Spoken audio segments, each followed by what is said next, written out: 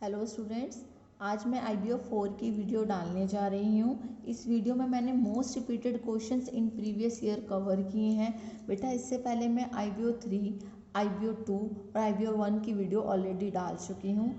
इस वीडियो को डालने के पीछे मेरा मोटिव यही है कि पेपर में जाने से पहले आप कम से कम उन टॉपिक्स को तो अच्छे से कवर कर ही लें जो प्रीवियस ईयर्स में बहुत टाइम रिपीट हुए हैं। तो आई होप कि ये वीडियो आपके लिए यूज़फुल रहे और आप इससे अपने पेपर में अच्छे से मदद ले सकें। तो फर्स्ट क्वेश्चन पे देखते हैं हम। फर्स्ट क्वेश्चन है, what are the methods of dispute settlement in export import trade, which method is best suited for Indian exporters, discuss with examples. बेटा देखिए, ये वाला जो क्वेश्चन है ये 3 to 4 टाइम रिपीट हुआ है। आप सभी को पता ही होगा कि जो इग्नू एग्ज़ाम होते हैं वो ईयर में 2 टाइम्स होते हैं आफ्टर 6 मंथ्स। तो जो 6 मंथ्स में रिपीटेड क्वेश्चंस हैं वो कभी कभी जो जून में रिपीट होते हैं वो दिसंबर में भी रिपीट हो जाते हैं। तो इस तरह से 3 to 4 टाइम्स रिपीट हुआ है। इस क्वेश्चन में वो बोलने की कोशिश कर रहा है कि जो डिस्प्यूट सेटलमेंट है उसके बहुत सारे मेथड हैं एक्सपोर्ट इंपोर्ट ट्रेड में।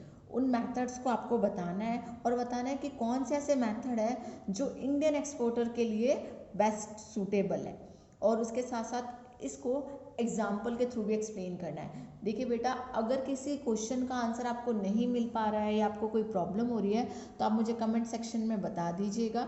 बट ये जो क्वेश्चंस हैं अगर आप एक बार गो थ्रू होंगे अपने बुक से, इग्नू बुक से या फिर हेल्प बुक से, तो आपको इजीली इसके आंसर मिल जाएंगे। नेक्स्ट क्वेश्चन है, what is electronic data interchange. देखिए बेटा, ये क्वेश्चन बहुत ज़्यादा इंपॉर्टेंट है। मैंने वैसे मोस्टली सारे वही क्वेश्चन कवर किए हैं जो बहुत इंपॉर्टेंट है, बट ये क्वेश्चन 7 to 8 टाइम आया है।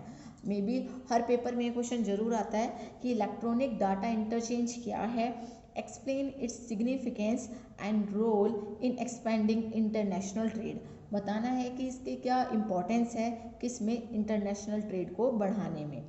Then what kind of strategic advantages export house में गेट थ्रू EDIP। तो EDIP के थ्रू जो आपके एक्सपोर्ट हाउस होते हैं उनको कौन कौन सी फैसिलिटीज़ मिलती है, एडवांटेजेस मिलती है, उसको भी हमें बताना है। Explain with suitable example.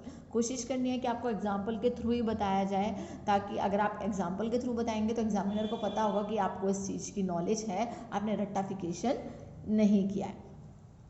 Next question है, explain the procedural formalities and documentary requirement for custom clearance of import cargo. अगर आपको कार्गो इम्पोर्ट करना है तो आप कौन कौन सी फॉर्मेलिटीज़ और कौन कौन से डॉक्यूमेंट्स आपको चाहिए होंगे, किसके लिए, कस्टम क्लियरेंस के लिए। देखिए बेटा, सेम क्वेश्चन जो इम्पोर्ट कार्गो का ये 5 to 6 टाइम आया और एक्सपोर्ट कार्गो सेम क्वेश्चन है।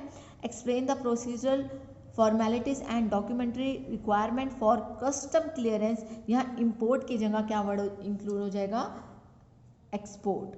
तो देखिए बेटा, आपको दोनों ही याद रखने हैं इसमें, ड्यूटी फॉर्मेलिटीज़ और डॉक्यूमेंट दोनों के, एक्सपोर्ट कार्गो के भी और इम्पोर्ट कार्गो के भी।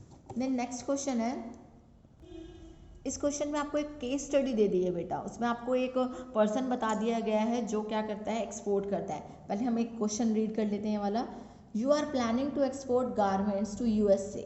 What are the commercial documents required under CIF contract for this purpose? Describe the features of commercial invoice and bill of lading.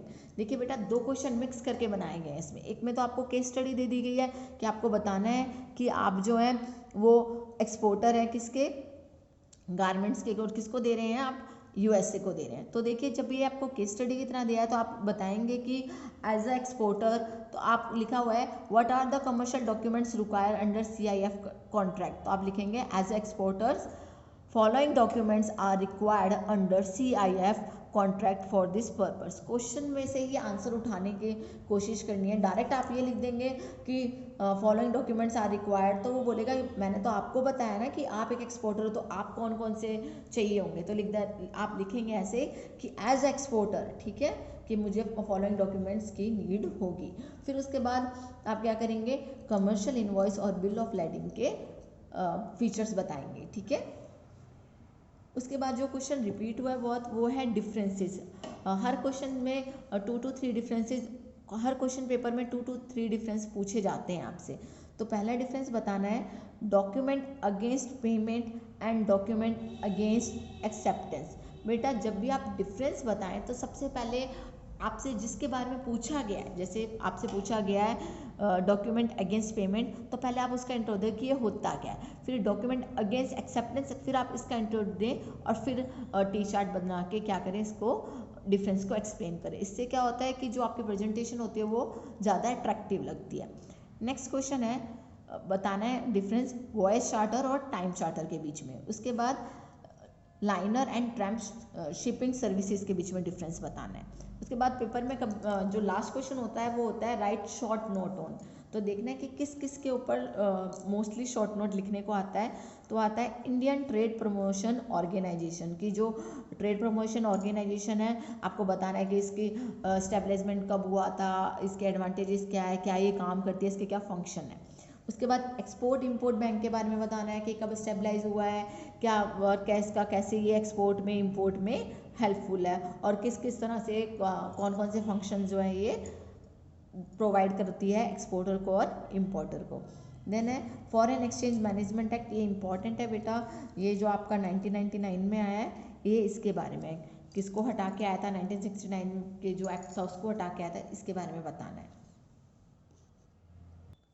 फिर आपसे short note value added network services के बारे में पूछ लिया जाता है। एक्सपोर्ट क्रेडिट गारंटी कॉरपोरेशन के बारे में पूछा लिया जाता है। ये क्वेश्चन बहुत टाइम रिपीट हुआ है, right short note on export credit guarantee corporation.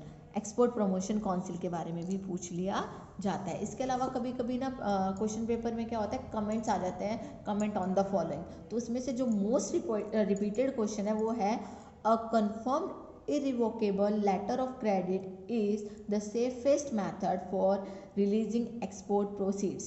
तो ये ट्रू है या फॉल्स है, ये ट्रू ही है, और बताना है कि किस तरह से जो है लेटर ऑफ क्रेडिट हेल्पफुल रहता है, सेफेस्ट मेथड क्यों है। उसके बाद आपको इसके काइंड्स भी याद करने हैं लेटर ऑफ क्रेडिट के।